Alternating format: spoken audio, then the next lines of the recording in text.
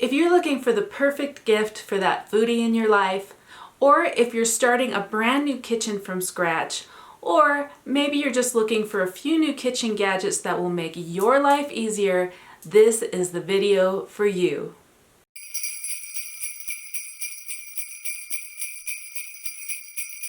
Hi, I'm Jones of Veggerarchy.com, and today I am bringing you 15 of my must-have kitchen essentials.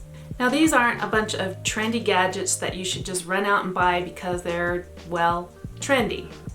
These are items that I actually use in my kitchen every single day, or at least almost every day, and sometimes several times a day. And they are the things that I think every kitchen should have.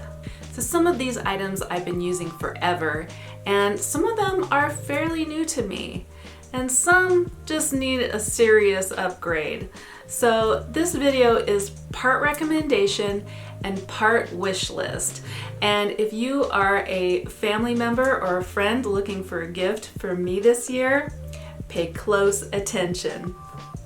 This video is not sponsored in any way, so all the opinions of the products I'm going to show you are my own, and they really are items that I use in my kitchen every day.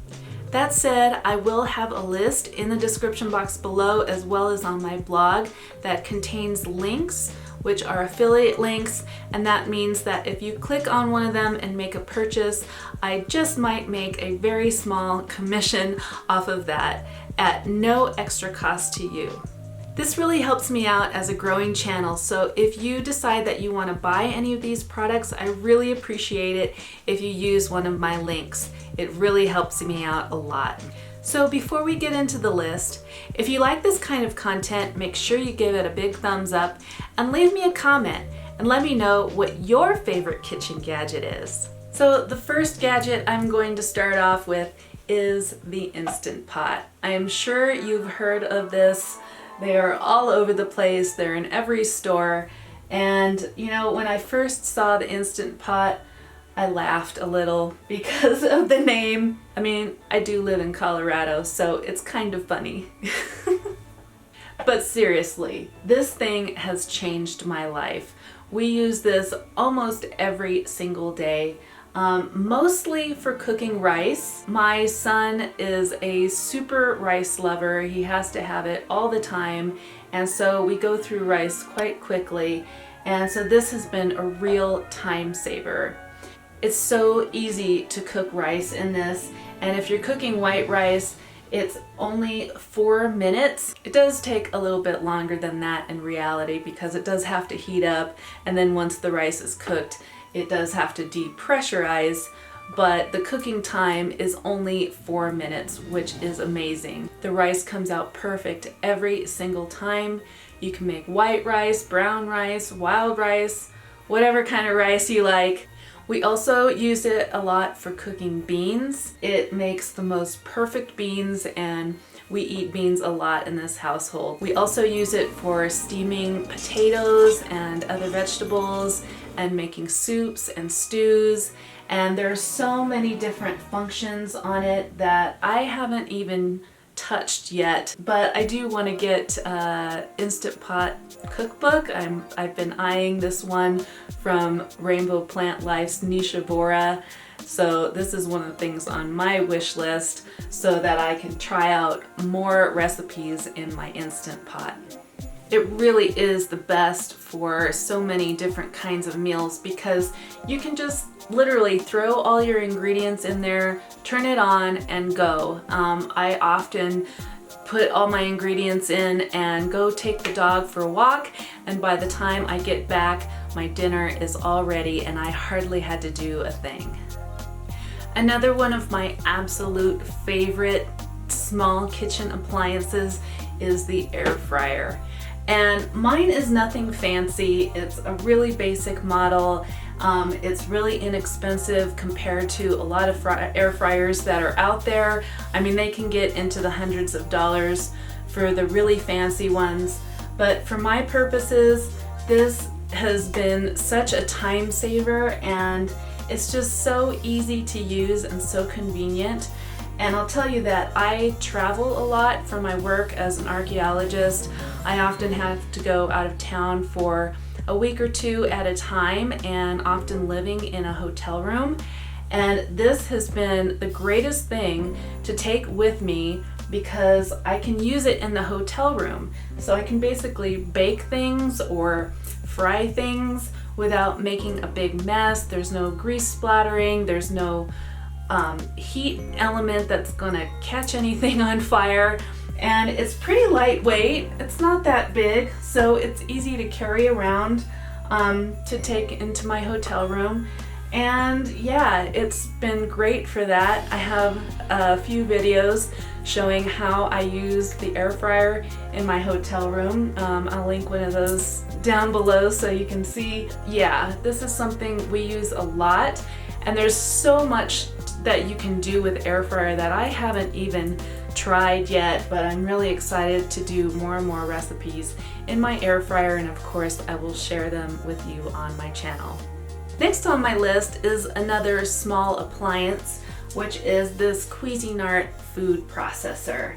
And I do really recommend the Cuisinart brand. It's just a classic, and I had a really cheap model for many years. I bought it when I first moved out of the house, and I had that for about 20 years or so.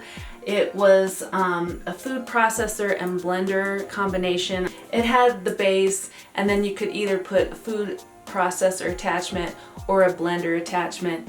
And even though it was a really cheap model, that thing lasted me for years. But once that broke, I had to replace it, and I ended up going through a string of different food processors because they just didn't last very long. So I have always tended to be one to look for a bargain, which means sometimes I buy cheap things that don't last.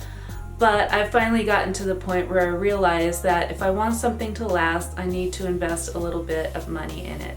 So this is not the most expensive model out there. There are definitely models that cost a lot more, and I ended up getting a really good deal on this with different coupons and things and gift cards that I had. But I definitely recommend this model, and I will have a link to it in the description box below, because it just does so many different things. And it's just got the power that some of those other models that I tried just didn't have.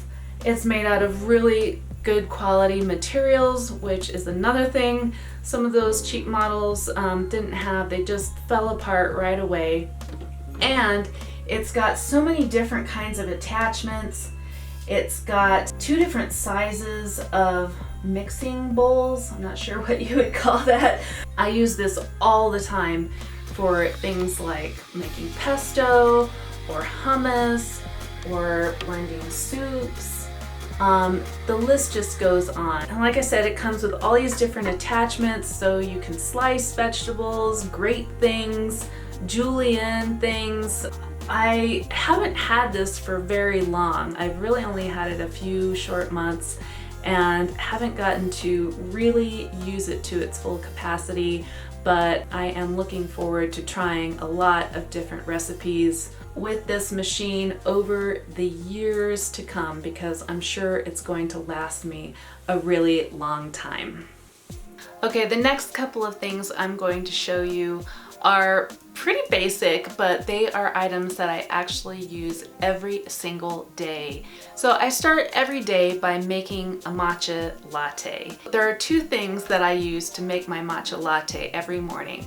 And the first is this electric kettle. I've had this for years. I don't even know how many years, but I'm guessing probably at least 6 or 7.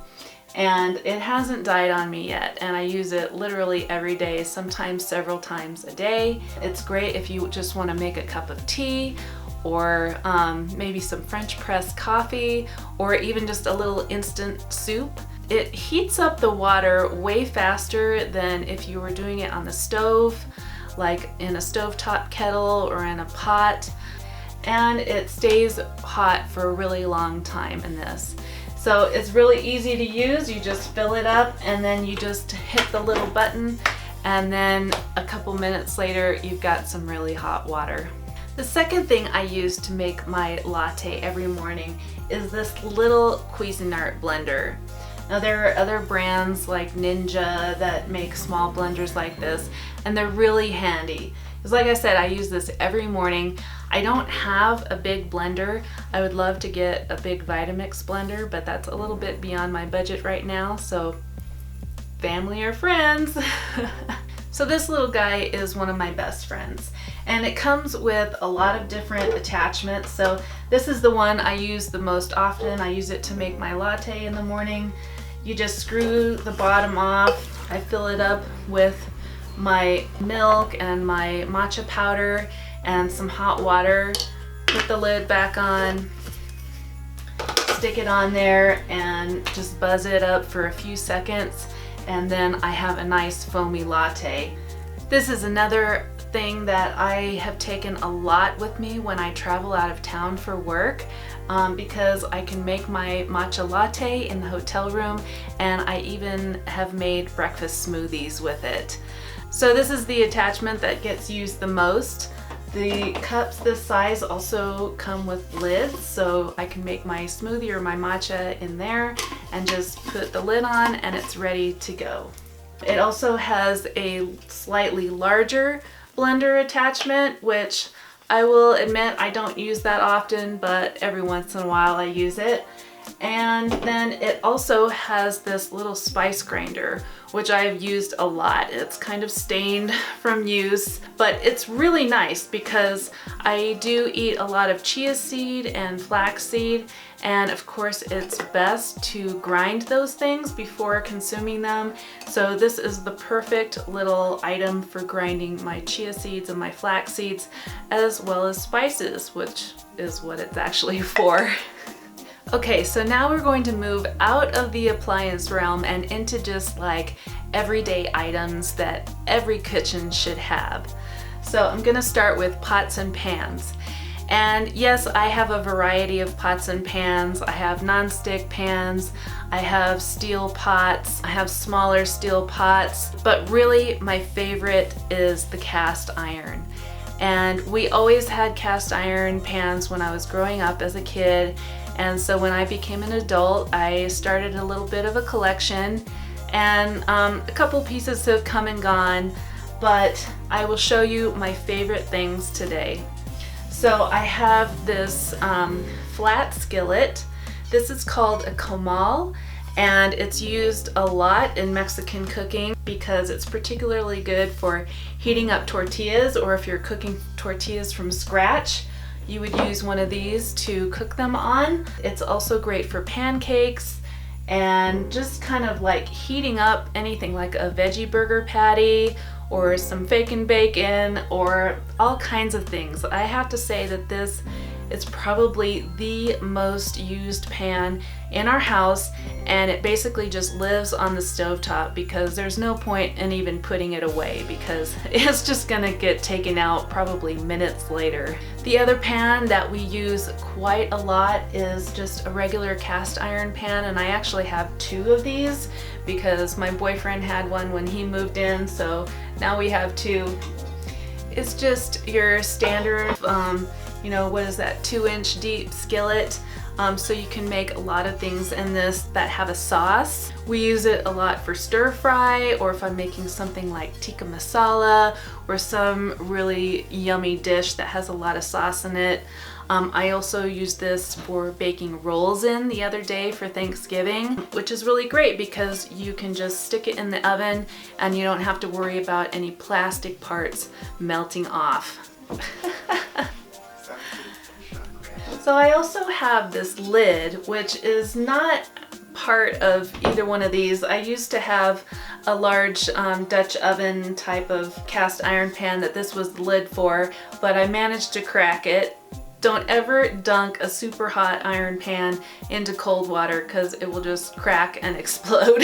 And that's what happened. So I still have the lid, and I use it for this pan, as well as for the comal. As well as for the comal, because if I'm making something like a grilled cheese sandwich, vegan of course, I can use this as sort of a little press. and that works really well for that. So since I did crack that cast iron pan, I replaced it with this beautiful Dutch oven. Now I have to say that this is not my most used pot in the house, for sure. I have some stainless steel ones that I use most often because they're convenient to store in my cabinets.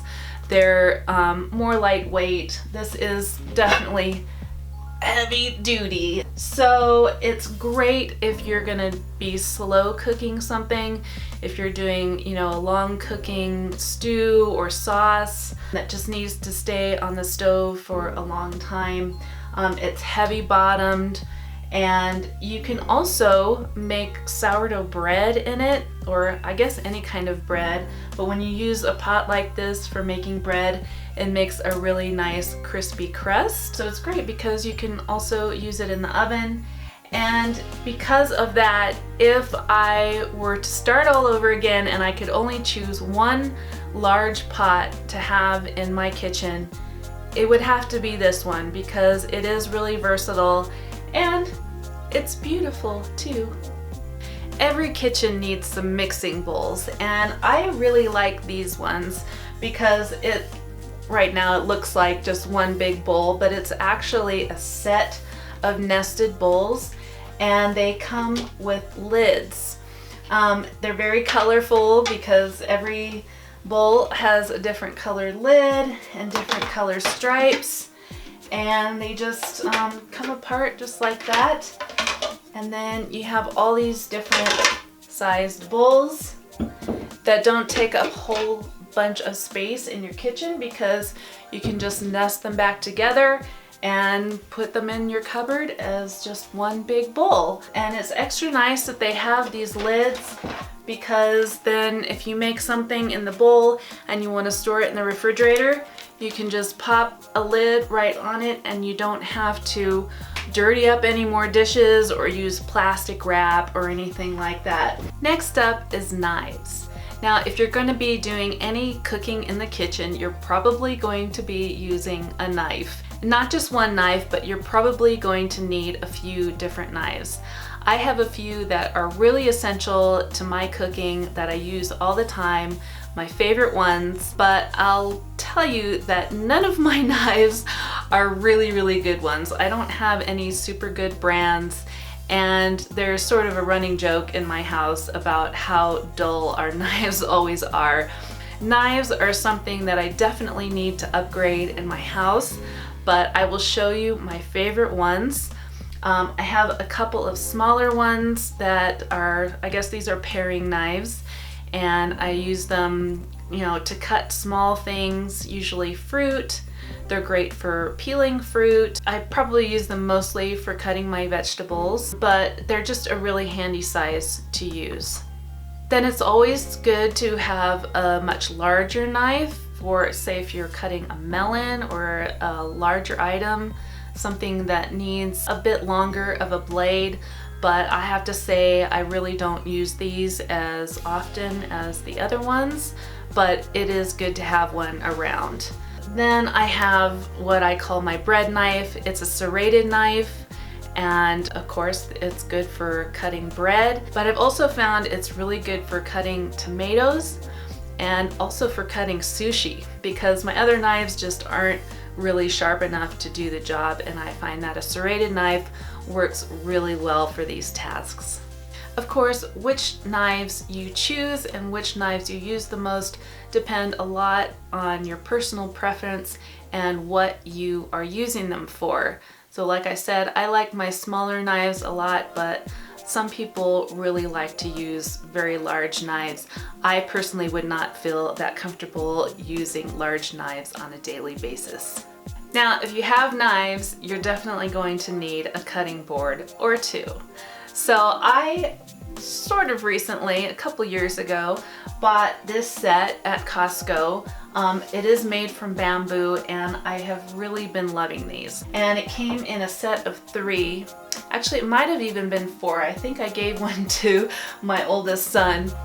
But it's nice that there's different sizes, And a couple of these I use mostly for my food photography, so they don't get a whole lot of use, but this medium-sized one is the one that I use every single day, and usually it gets used multiple times a day. It's held up really well despite all the use and abuse that it gets. I usually use one side for my vegetables and things like onions and garlic, and then the other side I reserve for fruit so that it doesn't get garlicky or oniony flavor on the fruit. Just a tip for you there. Alright, so now we're moving on to some smaller items that are, yeah, they're small, but they're important. And one of those things is a set of wooden spoons. Now, these ones I've had a really long time, especially this one. Yeah, I don't think they came together.